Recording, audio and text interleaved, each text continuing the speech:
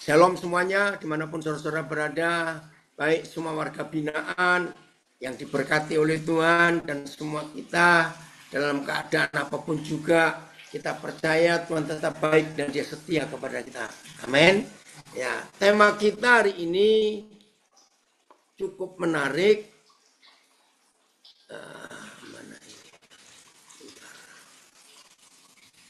Tema kita hari ini tentang keputusan. Saudara, kalau kita mendengar kata keputusan, berarti ada pilihan. Ya, saya ulangi lagi, kalau kita belajar tentang keputusan, berarti ada pilihan dalam hidup.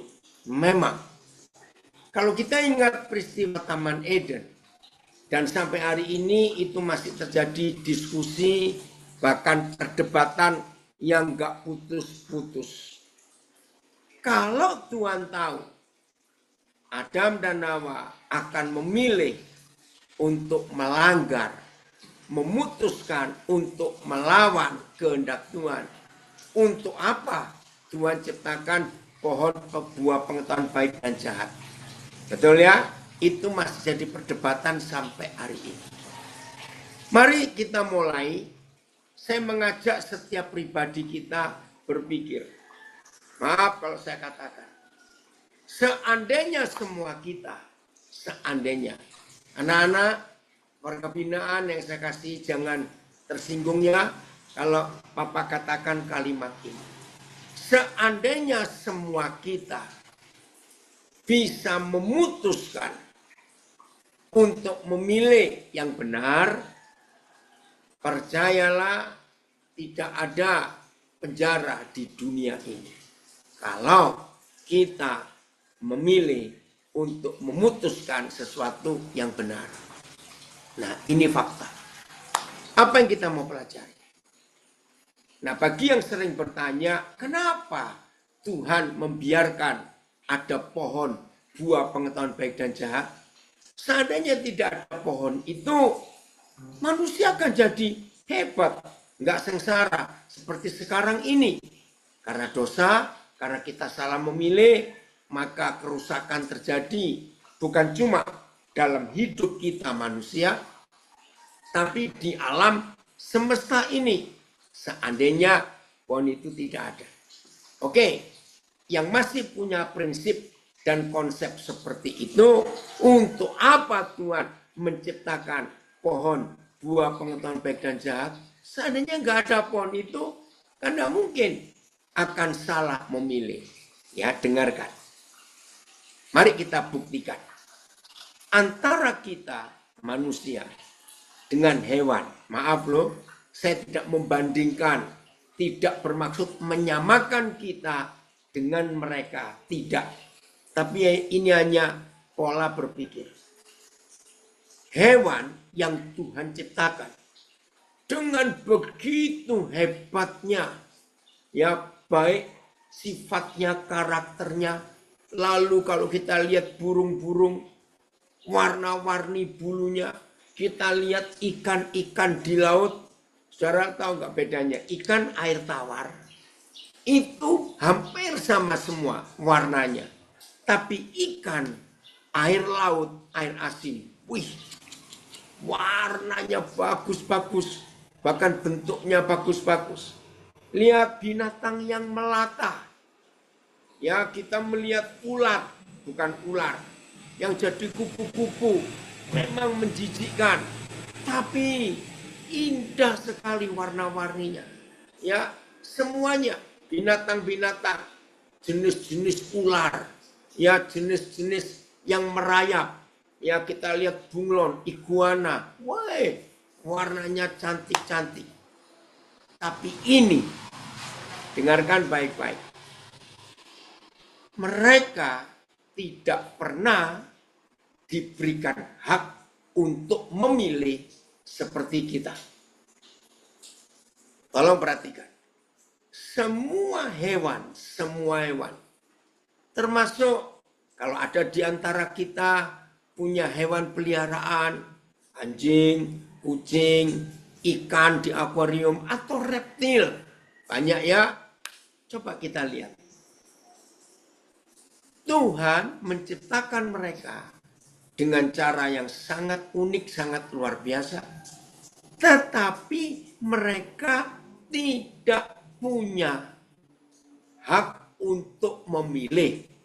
Maka itu dunia mereka tidak perlu membuat keputusan atau mengambil keputusan apa saja. Tidak. Sebab Tuhan ciptakan mereka memang tidak bisa untuk memilih. Perhatikan ini. Maka itu mulai dari menu makanan mereka.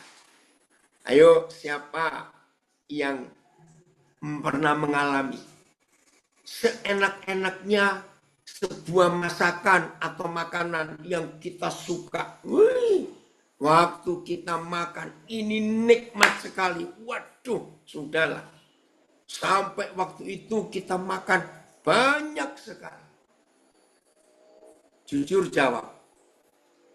Sanggupkah kita makan makanan yang pertama kali kita makan begitu lezat, begitu enak? Waduh, sudahlah. Tolong jawab. Sanggup makan menu yang sama untuk 4 hari. Jadi sehari 3 kali makan menu yang sama untuk 4 hari. Ayo tolong jawab dulu. Sanggup enggak? Mana jawabannya kok enggak ada yang nulis? Ayo cepat. Sanggup enggak? Ayo. Enggak sanggup. Ada yang nulis itu di TikTok saya. Enggak sanggup. Bukan kayaknya, Bang Li, nggak sanggup. Oh ya, yang dari Bali sedang Hari Raya Galungan ya, yang sedang merayakan Hari Raya Galungan, bagi umat Hindu, selamat merayakan. Nggak sanggup. Tidak ada seorang pun di antara kita yang sanggup makan makanan yang sama, dan ketika pertama kali kita kalau di lapas apa bisa milih? Nggak bisa, makanya itu ya. Tapi kan tetap ada perasaan ya. Filipus lihat, walaupun warga binaan nggak bisa milih makanan karena disediakan oleh pihak lapas, tapi sebetulnya kan punya keinginan untuk memilih. Jadi bukan nggak bisa milih. Kalau di lapas jawabannya nggak ada yang bisa dipilih. Ya cuma itu. Kecuali ada keluarga, ada teman, maaf, yang besuk, yang kunjungan dan membawa makanan. Nah, tolong jawab. 2 hari saja sudah nggak sanggup, betul? Ya, 2 hari saja menu yang sama sudah nggak sanggup. Nah, saudara perhatikan, dunia hewan sejak mereka pertama kali bisa makan, menu mereka tidak pernah ganti. Coba renungkan itu. Ya, Ibu Melati bebas ya, sudah sembuh. Betul? Hewan itu sejak pertama kali bisa makan sampai mereka mati, menu mereka nggak pernah ganti, yaitu bayangkan kalau Tuhan memberi dunia mereka itu hak pilih seperti kita. Wah, betapa ribetnya hidup ini. Keren ya? Dan yang lain-lain. Ini baru makanan, banyak lagi yang lain. Nah, kalau kita mengerti konsep ini, saya tanya, kalau kita mengerti konsep ini, jawab tadi, yang masih ngotot, kenapa Tuhan harus ciptakan pohon buah pengetahuan baik dan jahat? Ayo. Saya percaya tidak ada seorang pun di antara kita. Jika ya nggak apa-apa Bang Li, Papi tahu kalau jaringannya lo nggak ada gambar. Yang penting suara firman ini kedengaran. Saya percaya tidak ada seorang pun di antara kita yang mau hidup seperti mereka, nggak punya pilihan. Nggak lucu hidup yang nggak punya pilihan ini. Oke, nah jadi Tuhan menciptakan pohon buah pengetahuan baik dan jahat, itu maksudnya Tuhan menghargai saudara dan saya untuk milih. Saudara tahu nggak maksudnya? Kalau sampai Tuhan menciptakan kita dan tidak punya hak untuk memilih, manusia jadi robot. Betul nggak? Robot. Kita jadi robot. Sehebat-hebatnya AI, ya, artificial intelligence, ya, bagaimana hebatnya AI, ChatGPT, ya, itu pun tetap diprogram.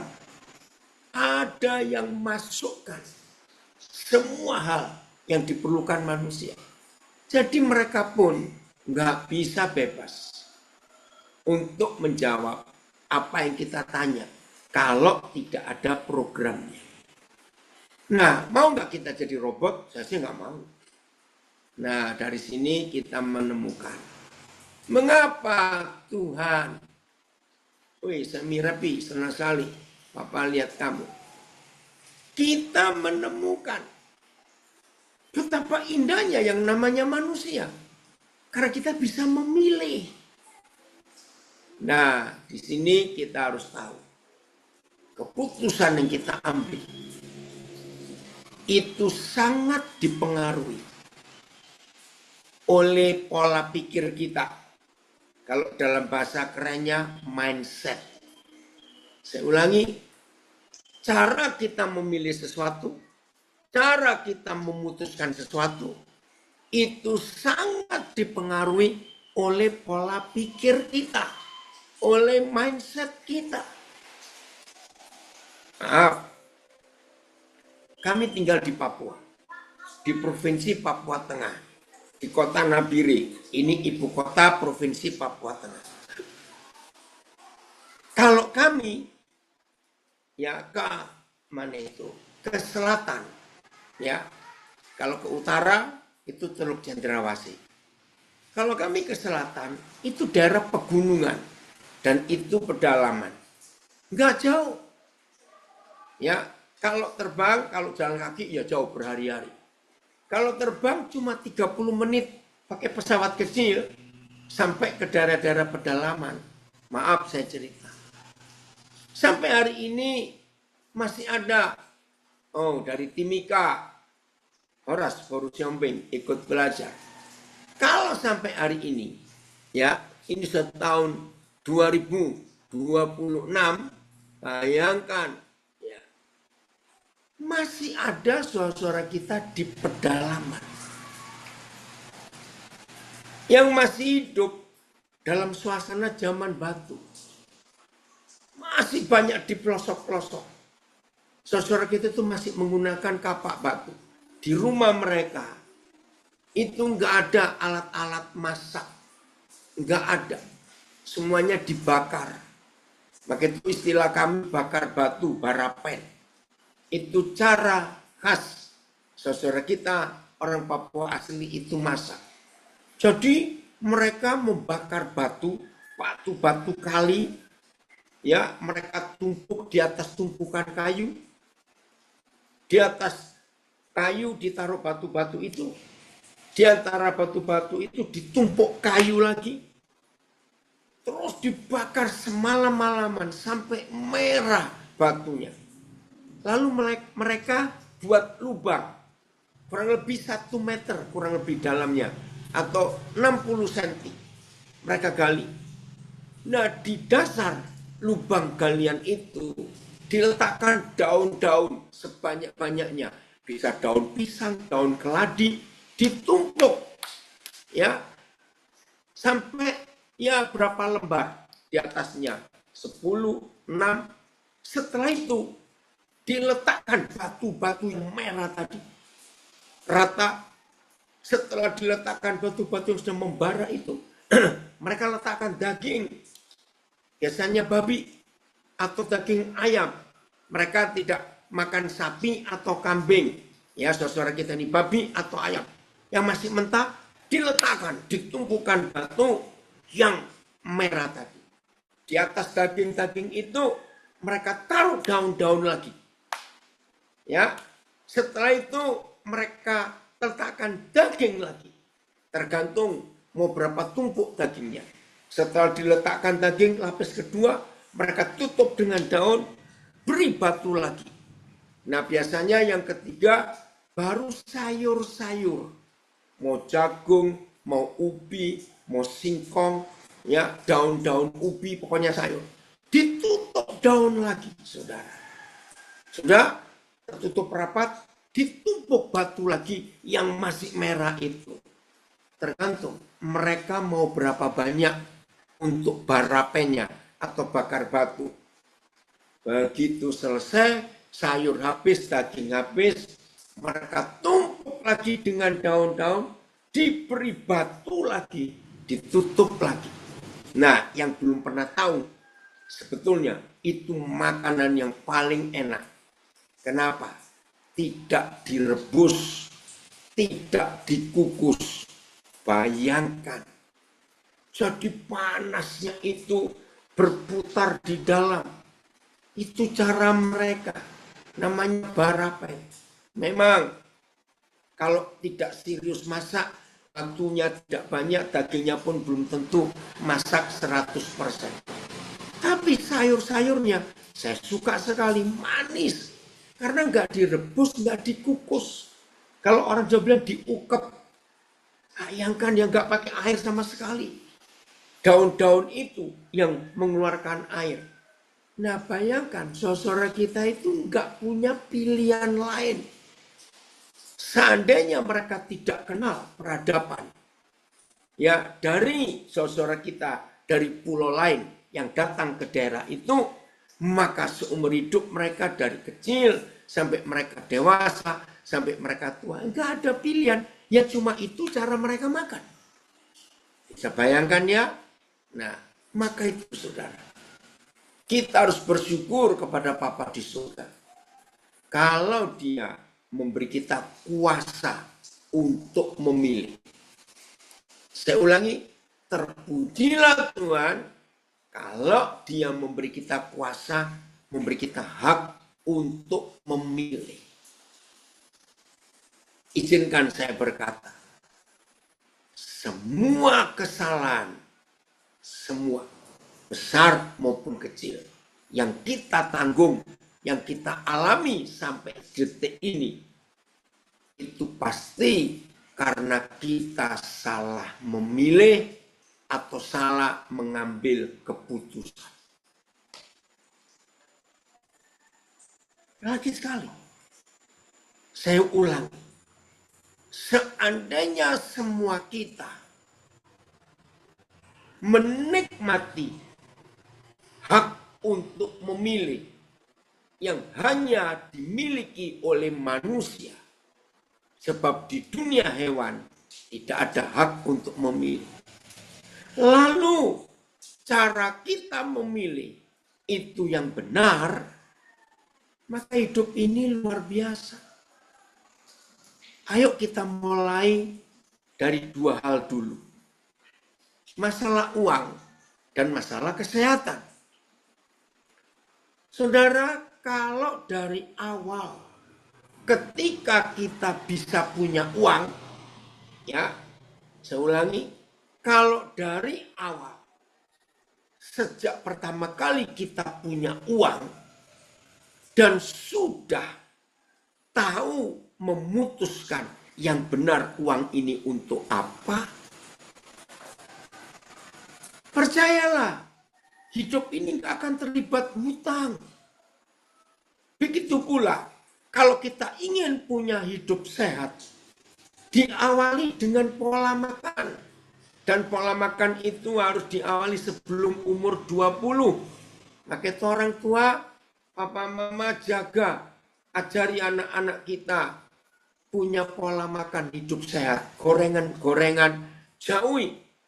Papa mama harus membiasakan anak-anak untuk memakan yang rebusan. Jagung rebus, ubi rebus, singkong rebus, sukun rebus, pisang rebus. Yang gak ada gorengan, itu membuat hidup ini sehat. kemarin siang waktu makan bersama dengan beberapa saudara, warga, ada gembala juga. Lalu ada cerita yang menyedihkan sekali. Saya kenal satu keluarga pendeta. Anaknya 5. Bayangkan. Nah, ayah ibunya sudah meninggal, ibunya meninggal dulu, lalu ayahnya. Dan ayah ibunya ini gembala, saya kenal juga. Dan punya 2 anak, 1 perempuan dan 1 laki. Nah, anak kedua laki ini yang jadi gembala meneruskan ayahnya. Saya kaget, saudara. Ternyata hamba Tuhan ini dengan 5 anak terusir dari rumah kontrakan. Loh, saya kaget. Sebab berapa tahun yang lalu, setelah ayah mereka meninggal, maka rumah peninggalan opa oma mereka itu terjual. Itu kira-kira 6-7 tahun yang lalu. Nah, saya tahu rumah terjual itu cukup mahal. Karena di sebuah kota, sebuah ibu kota provinsi, dan lokasi rumah itu cukup tinggi di sebuah bukit. Nah, saya berapa kali khotbah di tempat itu. Karena itu jadi gereja buat ayahnya hamba Tuhan muda ini. Nah, saya tahu dari 2 anak ini dapat pembagian. 1 anak itu sekian miliar. Itu saya dengar. Ternyata setelah kemarin saya dengar mereka terusir dari rumah kontrakan, saya tanya, lu uang warisan itu kemana? Nah, ternyata ini gembala lu, pendeta. Salah pilih. 5 anaknya dibelikan mobil mewah. Terus mereka gunakan uang itu jalan-jalan ke beberapa negara di Asia. Oh Tuhan. Padahal teman-temannya sudah berkata, belikan rumah. Anakmu ini 5. Nah, waktu itu mereka masih jadi gembala. Ya, organisasi menyediakan tempat untuk ibadah. Entah karena kasus apa, mereka nggak bisa melanjutkan pelayanan, diganti yang lain. Nah, ini contoh nyata. Salah mengambil keputusan. Maaf kalau saya berkata, kalau ada di antara kita terlibat hutang sampai nggak bisa bayar, berarti kita salah. Bukan melarang berhutang. Saya cerita, saya mesti punya kredit. Sebagai tanggung jawab saya gembala untuk pelayanan ini, kredit rumah untuk guru-guru, itu tanggungan saya. Nah, saya sebelum kredit itu ngecek kemampuan saya dulu. Mampu nggak untuk bayar? Maka itu tidak sedikit orang terlibat utang karena salah mengambil keputusan. Maaf, maka itu saya katakan tadi. Pola pikir kita itu menentukan kita memutuskan yang salah atau yang benar. Tidak sedikit di antara kita memutuskan yang salah. Ingin rumah mewah. Maaf, apalagi kalau ditambahi iri hati kepada teman, kepada kakak, adik yang lebih mewah.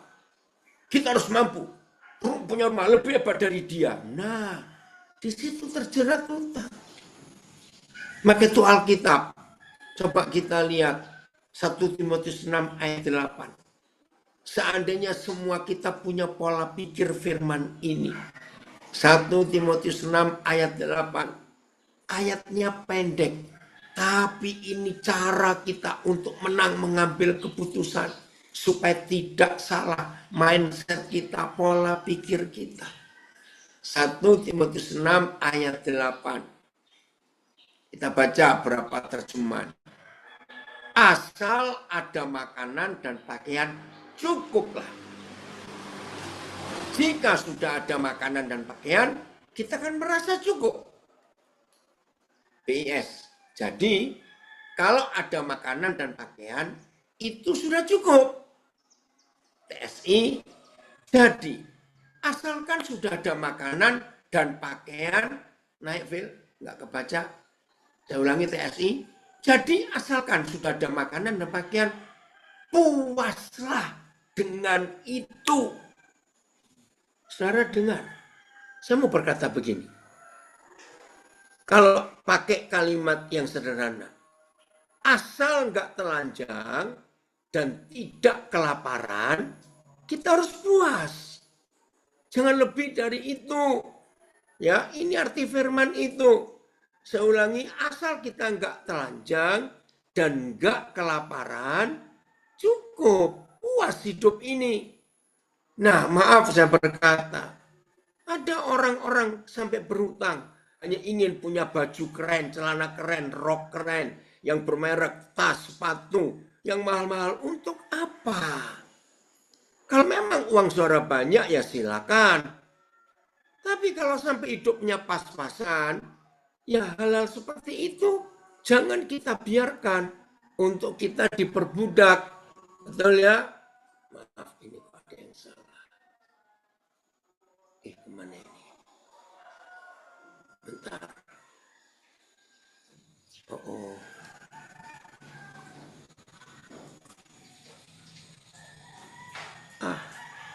Maaf saudara, ada yang salah. Oke, saya ulangi lagi. Jadi prinsipnya itu asal nggak telanjang dan tidak kelaparan. Cukup. Puaskan diri kita dengan yang ada. Jangan lupa, salah satu penyebab terbesar orang itu sakit. Perhatikan, salah satu penyebab terbesar orang itu sakit itu karena rakus. Mulutnya, makannya yang tidak-tidak. Catat itu baik-baik. Saudara, pilih yang benar. Maka itu seharusnya orang yang pas-pasan itu harusnya jarang sakit. Karena makannya nggak mewah. Seperti orang yang sedang punya duit. Betul ya? Perhatikan ini. Nah, tolong yang uangnya pas-pasan. Jangan berusaha beli minyak goreng. Hati-hati. Semua yang namanya minyak untuk menggoreng itu tidak sehat. Nah, bagi saudara yang pas-pasan hidupnya, biasakan makan yang rebusan, itu lebih sehat. Sayur. Kalau memang ada sayur bisa dimakan mentah, ya kita makan mentah. Sayur direbus itu lebih sehat. Saudara, pakai sambal silakan. Jangan yang gorengan. Kalau saudara bisa beli daging, biasakan rebus, ikan direbus. Memang kurang enak kalau dibandingkan dengan digoreng. Tapi rebus itu sehat. Percayalah itu. Maka itu berbahagialah papa mama kalau membiarkan anak-anak kita suka yang direbus. Saudara, Indonesia ini sedang darurat gagal ginjal dan diabetes kencing manis istilahnya. Dan yang mengerikan di Indonesia ini, negara di Asia nomor 3 yang banyak anak-anak di bawah usia 11 tahun kena diabetes dan gagal ginjal. Loh, kok aneh? Kenapa ada anak-anak kecil sebelum 11 tahun? Itu karena pagi-pagi sudah dimakani yang manis-manis, yang gorengan. Maaf, minuman-minuman yang saset, hati-hati itu zat pewarnanya, gulanya bukan gula murni, tapi semua pakai kimia. Anak-anak di sekolah, aduh, ngeri sekali minuman mereka. Pagi-pagi manis, siang manis, sore manis, malam manis. Itu penyakit semua, saudara. Maka itu saya akan ulang-ulangi. Tolong ya, kalau punya teman, punya saudara, punya keluarga, yang orang tuanya malas menyediakan yang rebusan untuk anak-anak, beritahu berita ini. Indonesia negara di Asia nomor 3 yang anak-anak kecil kena diabetes dan gagal ginjal karena pola makan. Saya itu nggak bisa bayangkan, saudara. Kalau hidupnya pas-pasan, anak-anaknya kena diabetes, kena gagal ginjal, masih SD. Saya nggak bisa bayangkan. Masa depan mereka hancur. Belum umur 20. Penyakit-penyakit yang berbahaya sudah nyantol di tubuhnya. Karena pola makan, salah pilih, salah memutuskan. Maka itu istilah umum pola hidup sederhana. Itu betul sekali. Kalau kita bisa punya pola hidup sederhana, hidup itu pasti sehat. Nggak akan terlibat hutang. Oh, ada yang komen, efek kebanyakan sebelah. Ya, saudara maka itu hati-hati dalam hidup ini. Ya, jadi uang dan kesehatan jangan kita diperbudak oleh mereka. Hati-hati dengan hal itu. Jaga pola makan kita. Supaya hidup kita itu berkenan kepada Tuhan. Nah, salah satu lagi penyebab yang secara umum, ya manusia itu ingin hidup mewah. Lagi sekali, tidak salah menikmati kemewahan, tidak salah.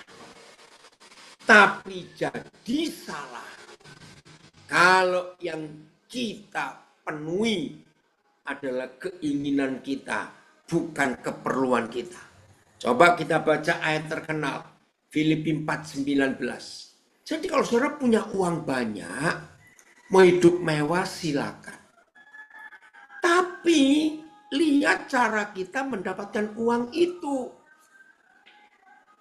Lihat, kerusakan terbesar di semua negara, termasuk Indonesia.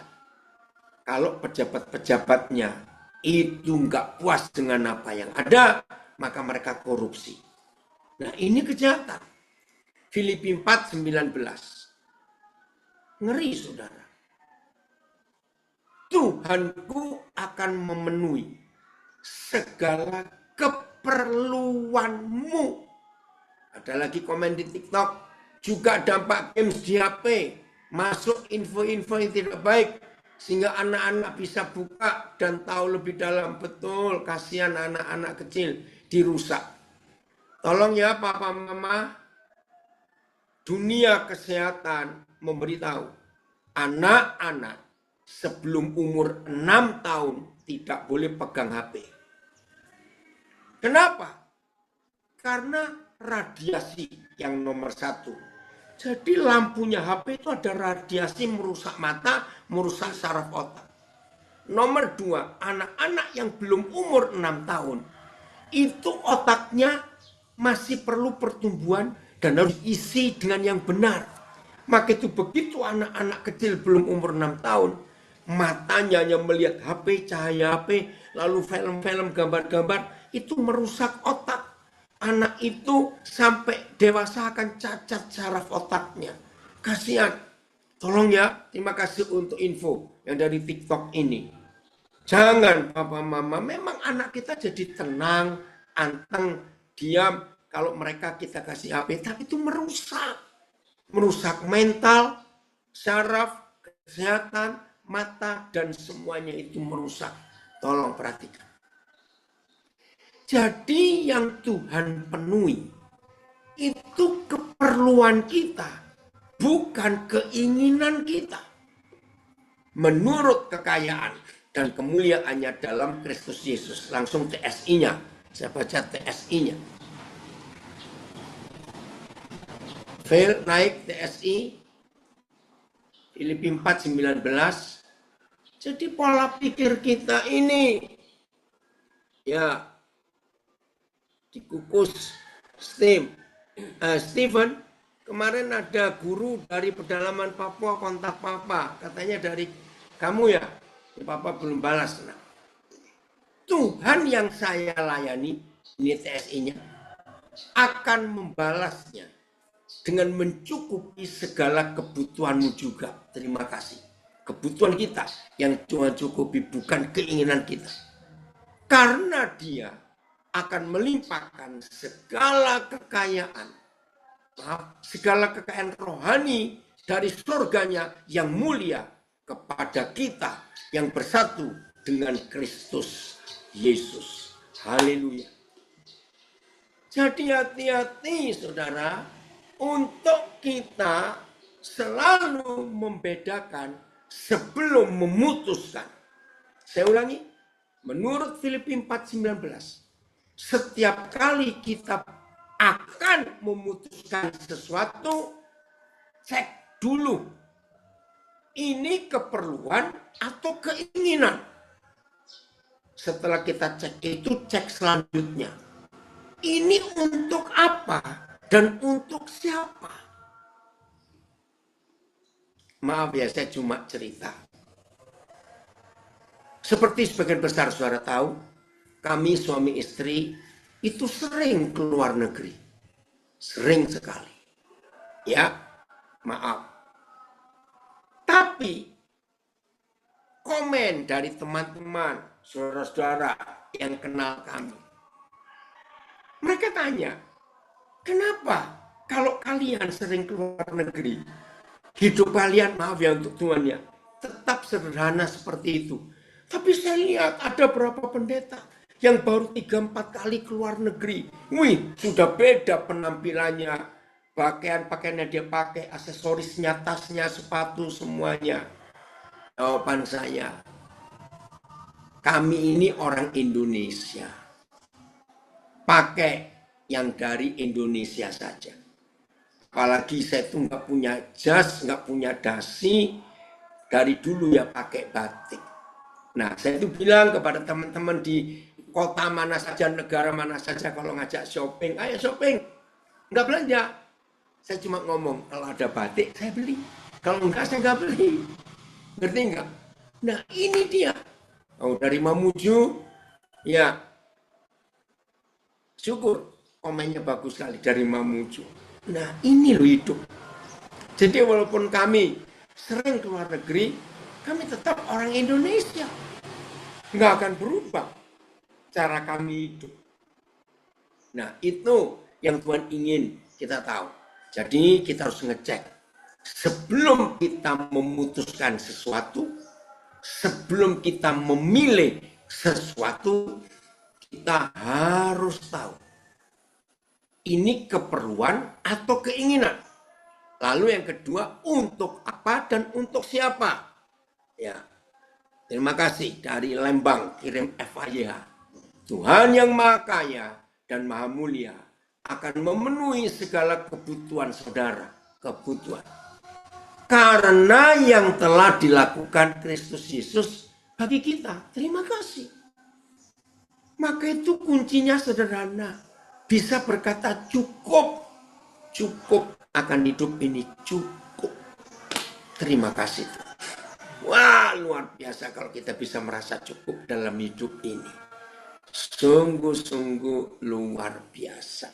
Hidup ini merdeka, hidup ini sukacita, hidup ini penuh damai, hidup ini bahagia. Ya, jadi enggak didorong, dipaksa, keinginan harus begini, harus begitu, enggak. Mau ya kita berubah mulai hari ini supaya hidup kita bahagia. Anak-anak saya warga binaan yang diberkati Tuhan, memang berat, saya tahu itu. Tapi ayo kita tahan. Oh, hanya ada waktu. Walaupun masih lama, ada yang sekian tahun lagi, percayalah, hidup dengan Tuhan itu luar biasa. Maka itu kalau saudara dan saya menggenapi firman ini, hidup itu bahagia sekali. Oke, Phil, coba cerita dulu kenapa ngambil tema ini. Dan kalau ada yang tanya, ya dari semua saudara bisa nulis. Kalau yang di Zoom bisa langsung bicara. Ayo sebelum kita lanjutkan. Wendra, apa kabar kamu? Senang? Ya. Baik, Phil, ya. Terima ya, kasih Pak sebelumnya dengar ya. untuk firman Tuhan hari ini luar biasa. Ya, kenapa saya minta tema keputusan? Karena Ya, setiap kita mempunyai kehendak bebas. Tadi sudah Bapak katakan, Tuhan tidak pernah memaksakan kehendaknya kepada kita. Mau keputusan itu salah atau benar, itu terserah kita. Nah, kepada Bapak Ibu Saudara yang di lapas, di rutan, ayo kita sama-sama belajar untuk mengambil keputusan yang benar. Ya, kadang-kadang di dalam lapas itu banyak pengaruhnya, banyak orang oh mempengaruhi, sangat ayo, banyak, betul. iya, menggoda. Udahlah pokoknya nanti kalau keluar kita akan sukses, kita akan begini, akan itu. Nah, ayo saudara-saudaraku yang sekalian yang di lapas, di rutan, dimanapun berada, mari kita belajar. Ya tadi sudah dikatakan Papa, merasa cukup cukup dengan apa yang sudah kita menerima dari berkat Tuhan. Tidak usah mengejar kemewahan dunia, karena kemewahan dunia dan keinginan mata itu akan hilang, ya akan Hmm. dimusnahkan. Ya di kitab suratan 1 Yohanes itu dikatakan keinginan dunia dan keinginan mata itu akan hilang, keinginan daging, ya. Ayo kita belajar merasa cukup, kita bisa bersyukur dengan keadaan kita. Kalau kita sudah di dalam lapas, kita belajar dengan benar, kita hidup dengan benar, pasti Tuhan akan menolong. Dan kita mengambil keputusan, saya mau berubah, begitu ya. Saya mau berubah, saya mau meninggalkan yang lama, kehidupan yang lama, mau kehidupan yang baru. Itu semua keputusan Bapak Ibu Saudara semuanya. Itu Pak, kenapa saya pilih Ya, tema ini. Tadi juga dikatakan, kalau orang tua, untuk anak keputusan dari orang tua. Kalau anak belum saatnya pegang HP, jangan dikasih HP. Nah itu berat ya juga gitu betul. loh. Itu Harus sangat berat tegas. juga. Karena Enggak berat. kadang-kadang anak tantrum. Wah, nangis Enggak apa-apa. guling-guling. Anak-anak tantrum, ya, nangis, marah, sebentar aja kok. Kasih mainan yang lain. Beri makanan yang sehat. Anak itu pasti diam. Jadi papa mama nggak boleh kalah dengan anak-anak yang maksa untuk minta HP ya. Ya. Nah, udah Phil? Ya sudah Pak, siap. Ya, ini di Instagram saya ada tulisan. Hidup lebih ringan dan fun, menyenangkan kalau kita tidak dipaksa oleh keinginan hawa nafsu untuk punya barang-barang mewah. Nah, dari Mamuju ada tulisan, keren. Jangan keinginan yang menguasai hidup kita, tetapi libatkan Tuhan dalam setiap keinginan dan keputusan kita. Keren ya? Ini dari LP Mamuju, LP kelas 3. Saya baca lagi. Jangan keinginan yang menguasai hidup kita, tetapi libatkan Tuhan dalam setiap keinginan dan keputusan kita. Betul. Maka itu sebelum kita memilih, sebelum kita memutuskan, libatkan Tuhan. Karena cuma ada satu di antara dua pilihan. Kalau kita memutuskan sesuatu tidak melibatkan Tuhan, berarti kita melibatkan setan. Ngeri sekali kalau keputusan melibatkan dosa. Maka itu pilih ya, sebelum ambil keputusan pilih. Dari Tanjung Pinang, ya, di BI My Home ada tulisan begini. Seringkali dalam mengambil keputusan dalam hidup kita, lebih mementingkan sisi duniawi kita. Ini bahaya. Saya ulangi, seringkali dalam mengambil keputusan dalam hidup kita, lebih mementingkan sisi duniawi kita. Ini menjerumuskan. Bagaimana tips agar setiap keputusan yang kita ambil dalam hidup kita dapat selaras dengan kehendak Tuhan? Pertanyaan bagus. Mari kita baca Roma 12 ayat 1 dan 2. Jadi Tanjung Pinang mewakili kita semua. Bagaimana tipsnya agar setiap keputusan yang kita ambil dalam hidup kita dapat selaras sejalan dengan kehendak Tuhan. Roma 12 ayat 1 dan 2. Woi, dari Ambon. Saya tetap mengingat kata Papa, ada monster dalam diri kita. Betul, makasih nak. Ya, Makanya kita harus taklukkan monster itu dengan ketaatan akan firman Bapa di surga. Betul, Papa setuju. Roma 12 ayat 1. Ingat pertanyaannya. Bagaimana kita punya tips, punya cara untuk tiap kali mengambil keputusan dalam hidup kita bisa selaras, sejalan dengan kehendak Tuhan. Ayat 1 Roma 12. Karena itu saudara-saudara, tegas. Karena itu saudara-saudara, demi kemurahan Tuhan, aku menasihatkan kamu, aku minta kepada kamu, supaya kamu mempersembahkan tubuhmu sebagai persembahan yang hidup, yang kudus, dan yang berkenan kepada Tuhan. Itulah ibadahmu yang sejati.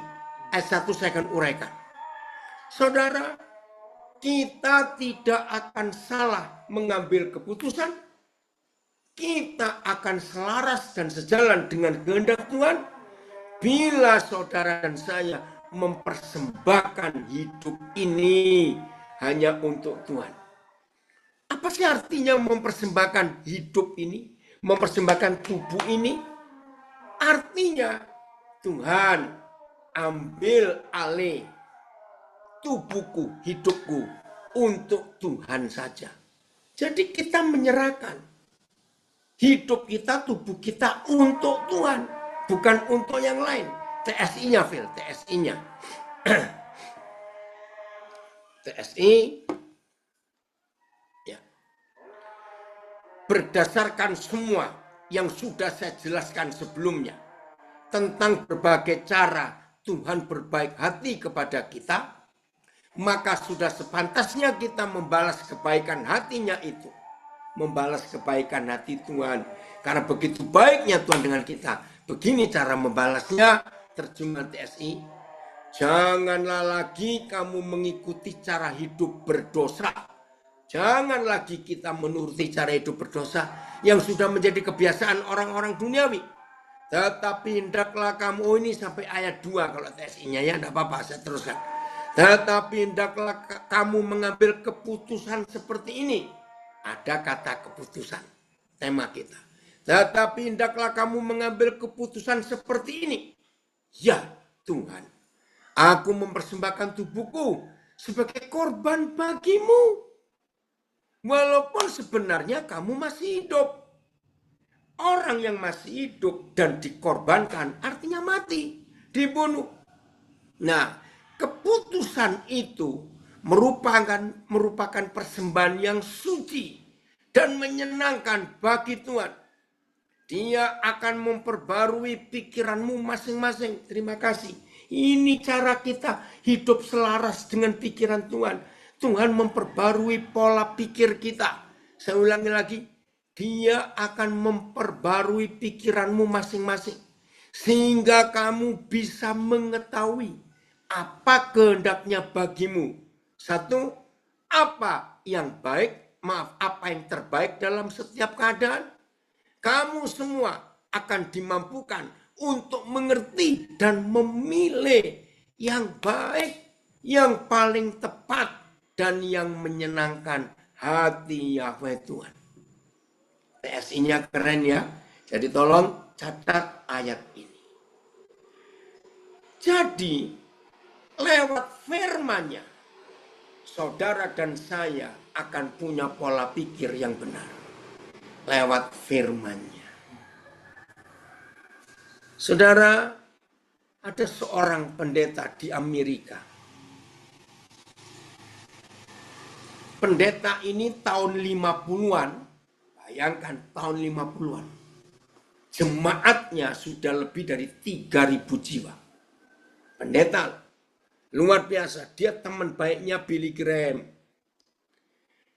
Saudara, setelah sekian tahun melayani, suatu pagi di hari Minggu, dia nggak khotbah, dia berkata kepada ribuan jemaatnya, jemaat yang dikasih, hari ini terakhir saya berdiri di depan saudara, dan sejak hari ini gereja ini saya akan tutup, sebab saya tidak percaya Tuhan lagi.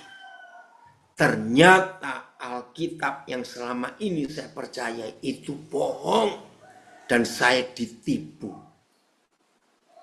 Jemaat kaget semua. Lalu dia menyebut, sebab saya baca satu buku. Saudara bisa bayangkan, pendeta bisa memutuskan hal yang salah. Billy Graham, sahabat baiknya. Karena tahun 1944, ada 3 anak muda yang umurnya 20 tahunan ke atas. Dan 3 jadi orang hebat. Nah, tahun 50-an, Billy Graham jadi penginjil internasional. Yang satu ini jadi gembala, 3.000-an jemaatnya. Yang satu lagi jadi pembicara, dipanggil, diundang untuk seminar. Saudara, dari kisah nyata itu, yang satu ini jadi ateis, nggak percaya Tuhan, Alkitab bohong karena baca satu buku. Yang kedua ini jadi pemabok, jadi penjudi. Oh, dalam ceritanya Billy Graham itu ngeri sekali. Billy Graham menangis. Doanya Billy Graham, Tuhan kiranya sebelum kedua sahabatku ini meninggal, mereka sudah jumpa Tuhan. Tapi nggak ada cerita, karena Billy Graham pun nggak tahu waktu masing-masing mereka meninggal. Bayangkan, pengkhotbah hebat. Karena baca satu buku, yang satu salah memutuskan, memilih dalam keadaan pelayanan begitu banyak beban, dia memilih ke alkohol dan judi. Ayo kita jujur. Ketika saya mendengar kisah itu, saya berkata, Tuhan, saya juga manusia. Bisa seperti mereka itu. Tapi tolong saya nggak ingin itu terjadi. Nah, dari 2 pendeta ini, kita belajar. Siapa yang mempengaruhi pikiran saudara? Maaf, tadi kalau Pak Filipus bicara. Ada memang beberapa rekan kita bebas dari lapas. Lulus dari Universitas Kehidupan, nggak sampai seminggu balik lagi karena pengaruh teman. Nah, menurut Roma 12 ayat 1 dan 2, saudara catat, maka yang bisa mempengaruhi cara kita berpikir itu cuma Alkitab, cuma firman Tuhan. Katakan amin untuk itu, firman Tuhan, bukan yang lain. Maka itu kalau hari ini kita memutuskan mencintai firman, lebih daripada apapun juga, maka yakinkan hidup ini, saudara dan saya nggak akan salah memutuskan sesuatu. Saudara dan saya nggak akan salah dalam memilih sesuatu, nggak akan salah. Terima kasih Bapak, terima kasih. Pikirkan itu. Oh, terima kasih Yogi, ini namanya Charles Templeton. Karena kecewa dengan Tuhan, dia nulis buku Farewell to God, Selamat Tinggal Tuhan. Ini pendeta yang jemaatnya 3.000-an. Coba Yong cari yang satu, namanya siapa? Yang pemabuk penjudi. Karena waktu itu mereka bertiga. Terima kasih. Ini mengerikan sekali. Charles Templeton. Maka itu ayo kita sadar. Banyak hal bisa mempengaruhi hidup kita. Berapa waktu yang lalu saya diajak satu keluarga nginap di sebuah hotel di Jakarta. Wih, saya kaget saudara. Semalam kamar yang mereka sewa itu 4,5 juta. Saya bilang, ngapain? Ya bilang ini ada kemenangan, saya datang dari luar pulau, pengen lihat Jakarta. Ya udahlah, saya dapat bonus. Ya udah, saya ikut nginep bersama mereka, kamarnya besar. Ya, di dalam kamar itu karena suite ada 2 kamar lagi, ada tempat tidur ya udah saya ikut rame-rame. Nah, waktu sarapan pagi, satu pelayan masih muslim melayani dengan ramah sekali. Dan Roh Kudus jamah dia karena saya nyampaikan sesuatu. Nah, tadi malam dia bilang, Pak, saya stres ini. Boleh nggak saya pinjol? Nah, saya sudah larang dia untuk jangan pinjaman online, itu mematikan. Kenapa? Saya tahu Papa marah.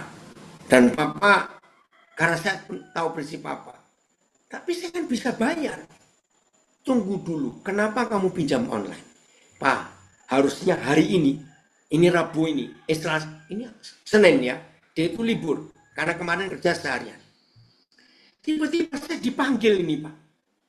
Ini jam 9 malam, 21. Di Papua jam 23. Nah, dia bilang, boleh nggak saya? Pak, saya pinjam online. Karena Kak, ongkos. Oh. Bentar ya, TikTok saya. Kenapa ini kok pada? Bentar, Instagram saya juga berubah. Tunggu. Kemana nih sinyalnya? Sabar. Oh, sudah lagi TikTok belum? Sabar ya, sebentar. Kenapa sinyalnya ini? Tunggu ya.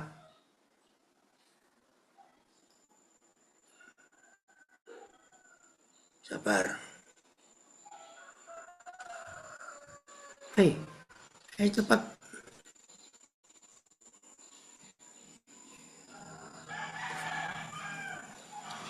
Oke, lanjut ya. Nah, dia bilang gini, baik. Sekarang Instagramnya mati dulu, sabar dulu ya. Coba saya ganti pakai pulsa data.